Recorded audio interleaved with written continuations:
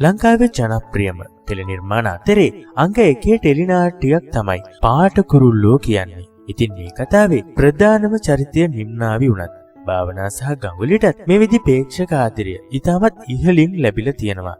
ඉතින් ඒ නිසා අපි අද දැනගමු කවුද මේ ගඟුලි කියන්න කියලා. ඇගේ ඇත්ත නම තමයි දෙව්මිනී සත්සරණි. ඉතින් ඇගේ පළමු ටෙලි නිර්මාණය තමයි පාට කුරුල්ලෝ කියන කතාව. ඉතින් ඇය දක්ෂ නිරූපිකාවක්ද වෙනවා. මේ විදි කලාලුවේ හෙමින් ඉදිරියට දිගු ගමනක් යන අපේක්ෂාවෙන් ඉන්න දෙව්මිනීගේ පෙම්වතා කුසල් මధుරංග කියලා ප්‍රේක්ෂකයන් පවසනවා. මේ විදි උන් දෙදෙනා අතර ආදර සම්බන්ධතාවයක් තියෙනවා කියලත් එක එක රාවයන් මේ විදි සමාජ මාධ්‍ය තුල වලට බලා ගන්න පුළුවන්. ඉතින් උන් දෙදෙනා ඇත්තටම ප්‍රේමවන්තයන් වුණත් ඒකේ පුදුම වෙන්න දෙයක් නැහැ.